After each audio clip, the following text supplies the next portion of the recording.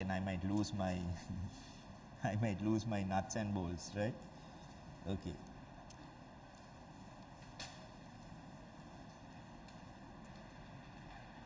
Okay. Now there is not only one diagonal, there are both diagonals that are connected. So this is pretty stiff, right? This is pretty stiff, right? So actually it's so stiff that you cannot use the laws of statics only to determine the forces, right? Now the question is, which is preferable? Do you want determinate structures or do you want indeterminate structures, right? Suppose I ask you this question this way, right? Now suppose when you graduate and when you have earned some money, you want to build your house, take a bank loan and build a house, right? And your roof, you want to have a truss like this. So will you have 5 members in your truss or will you have 6 members in your truss? 5 or 6? How many say 5? Can you raise your hands for this one at least? So when you are building your house and you want to put a truss, how many of you will put 5 members and how many of you will put 6 members? Now that's easy enough, no? That's not a trick question. That's a personal question. Your choice. How many will put 5? Right. Okay, a few hands. So can you raise it high so that other people, when they see your hand, they might be encouraged. Only one person is putting 5. 2, 3. Any others putting 5? Okay. Right. How many will put 6? Right. Okay, there are people putting 6. Right. Okay. So we'll ask this girl why she's putting 6, if you don't mind. Yeah. Yeah. Go on to tell us why you put 6. It will be more stable. Right. What's your name? Yeah? Isuri. Right. Isuri says it will be more stable if you put 6. Right. Now one of you said you are putting 5. Right. Who's putting 5? You said you are putting 5, right? You are the first person to raise your hand. Thanks for that. Yes. So don't you like to have a stable truss in your house? I think 5 will be quite stable and it will be economical. Okay. What's your name? Thamidu. Right. So Thamidu says, I think 5 will be quite enough and it will be more economical. Right. So those are two very important questions. I mean, they might look like fun and I had some difficulty getting those questions out of you. Right. But if you look at engineering practice, in one way it can be described as a trade-off or a balance between safety and economy.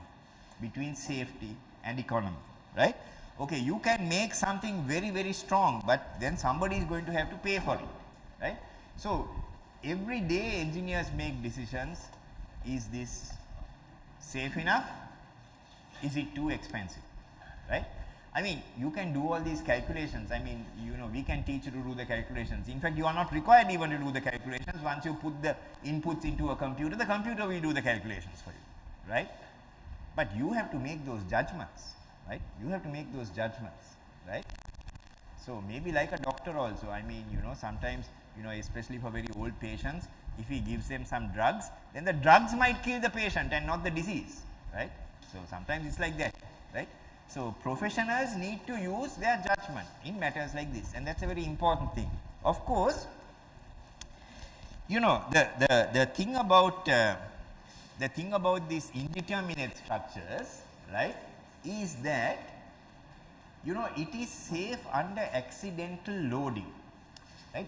We have the normal loads, right, that come on it, right? But there are various accidental loads that sometimes can occur, right?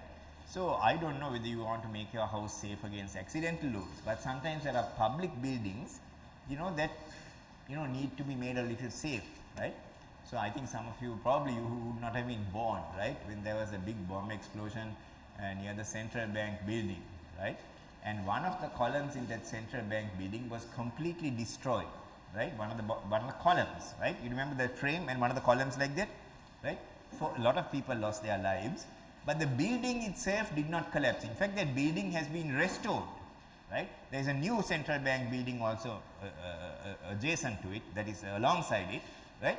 But the original building also did not all collapse, right? Because if you take an indeterminate structure and if you remove an element, it need not be the diagonal element that you put in, right? You can remove any other element even. Let me do this without losing my, okay? right. So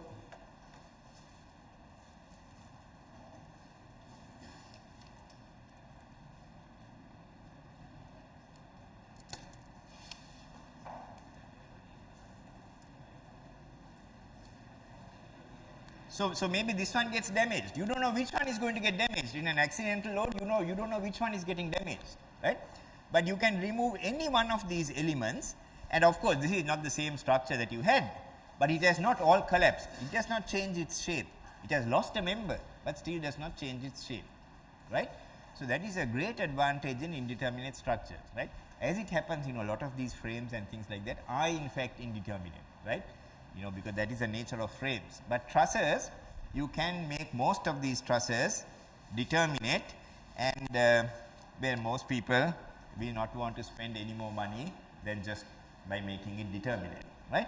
Okay. So this kind of structure where you actually calculate, you look at the M provided and we find that it's greater than the members required, that is called the indeterminate structure. It is stable and indeterminate.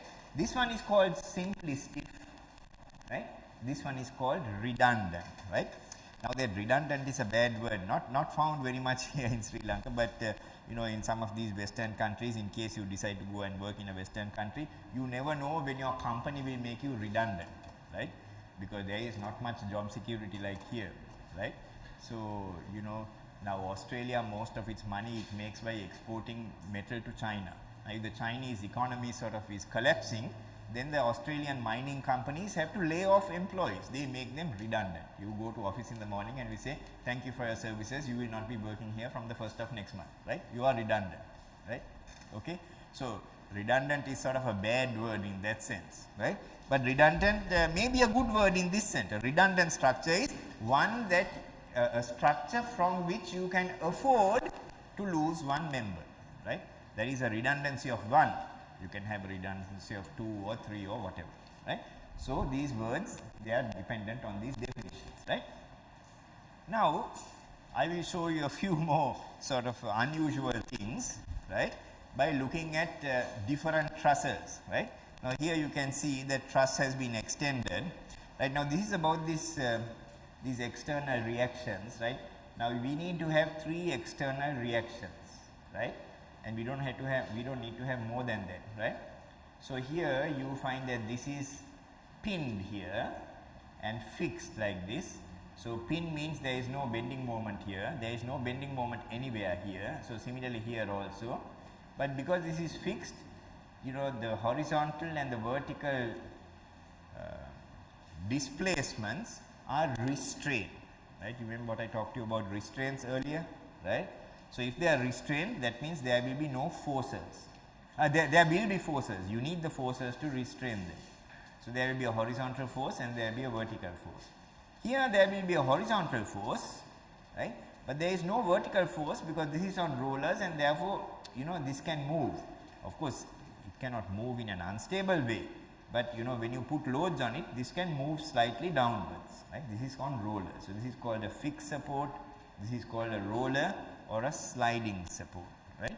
So for a 2-dimensional structure, you need 3 external reactions in this kind of way, right?